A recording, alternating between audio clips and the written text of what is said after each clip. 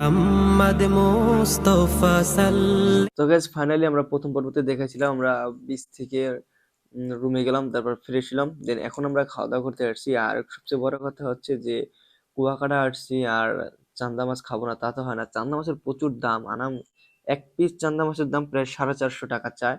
তো যত টাকায় হোক না কেন, কারণ এটা আমার অনেক ফেভারিট আর কুয়াকাটা আসলে এটা আমি খাবোই, দেন তার জন্য এটা আমার খাওয়া হইতেছে।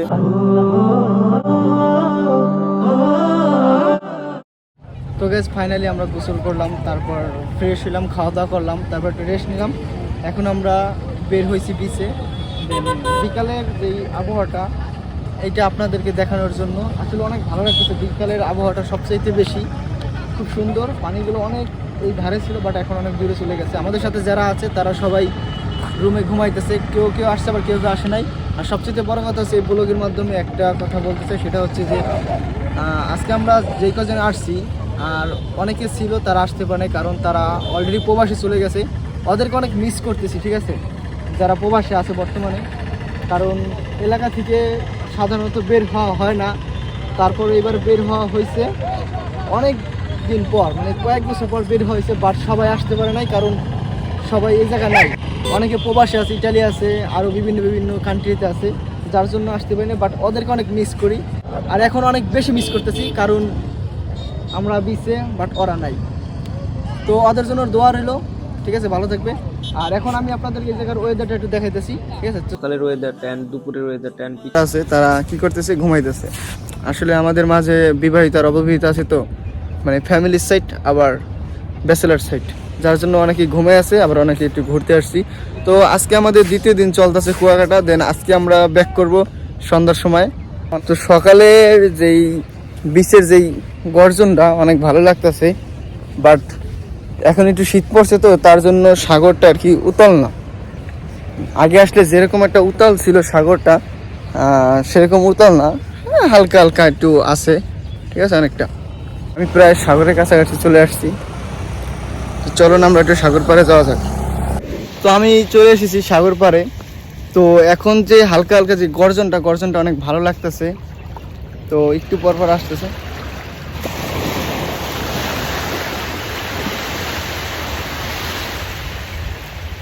তো দেখতে তো পারলেন গর্জনটা অনেক ভালো লাগতেছে। তো আমি একটু সিনেটিভ মোড দিয়ে আপনাদেরকে দেখাইতেছি ব্যাক ক্যামেরা দিয়ে।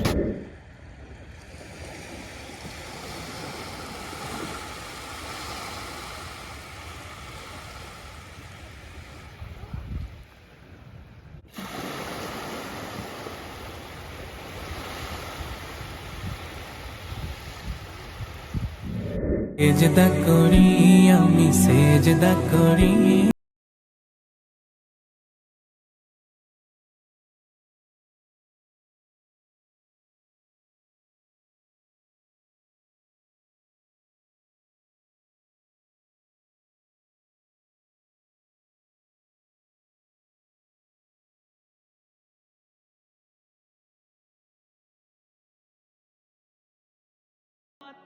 তো গাইজ অনেক কষ্টের পর আমি এই ভিডিওটা করতে পারছি। মানে মোবাইল যে কতবার উপরে মারতে হয়েছে আমি নিজেও জানি না।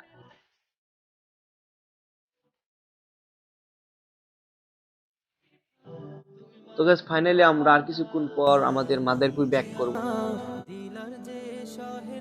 তো গাইজ ফাইনালি আমরা চলে এসেছি টিকিট কাউন্টারে। এই জায়গা থেকে আমরা এখন টিকিটটা কেটে নেব এন্ড তারপর আমরা সরাসরি রওনা দেব মাদারীপুরের দিকে। দেন আজকে আমাদের দ্বিতীয় দিন চলতেছে, অনেকটা এনজয় করলাম, অনেকটা মজা করলাম, অনেকটা মিস করব কুয়াকাটাকে। বাট যতবারই আসি না কেন মানে যাইতে মন চায় না, থেকে যেতে মন চায়। আর সবচেয়ে বড় কথা হচ্ছে যে এইবার বেশি কিছু করতে পারিনি, কারণ ফ্যামিলি মেম্বার ছিল, তো যার জন্য বেশি কিছু করা যায়নি। মানে বেশি কিছু বলতে আর কি বুঝাইছি যে বেশি জায়গায় ঘুরতে যাইতে পারি নাই। তো আমরা এখন বাসের ভিতর উঠে আসলাম। দেন বাসটা আলহামদুলিল্লাহ পুরো খালি ছিল, আর আমাদের গ্রুপটা ছিল আর আরেকটা গ্রুপ ছিল, আর এছাড়া সব ফাঁকা ছিল, কোনো যাত্রী ছিল না। আমরা খুব এনজয় করতে করতে গেছি। দেন আমরা গাড়িতে কি এনজয় করছি না করছি দেখতে থাকুন। দেন এখন কোনো কথা হবে না, সরাসরি কথা হবে বরিশাল গিয়ে। আবিলতা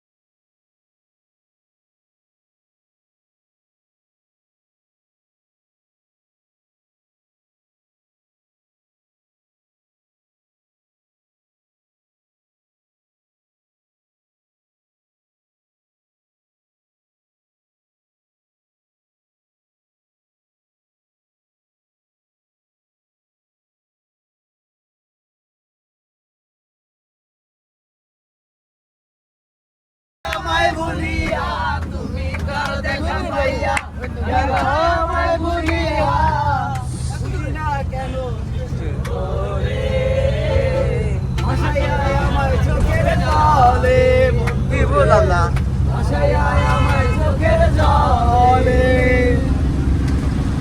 শিখাইয়া হলতে বাজাইয়া চোখের জলে বন্ধুরে আশায় আমার চোখের জলে ওরে নদীর ঘাটে গিয়ে তুমি শপথ করেছিলে দিবে না মরে কবুলে জীবন গেলে। তো আমরা চলে আসলাম বরিশাল কাউন্টারে। এই জায়গায় আমাদের প্রায় 45 মিনিট রেস্ট নিতে হবে, তারপরে গাড়ি আবার ছাড়বে। এই জীবনের হজ জাকাত। তো গাড়ি ছেড়ে দিছে, দেন এখন আমরা সরাসরি চলে যাব আমাদের গন্তব্যস্থানে, যার যার বাসায়। তো আজকের ভিডিওটা এই পর্যন্ত ছিল। সবাই ভালো থাকবেন অ্যান্ড আমাদের জন্য দোয়া করবেন। আর ভিডিওটি ভালো লাগলে লাইক কমেন্ট শেয়ার করে দিবেন। আর হ্যাঁ, কুয়াকাটাকে অনেকটা মিস করবো। I miss you Kuakata. আমার জীবন আমার দুহা সব তোমার।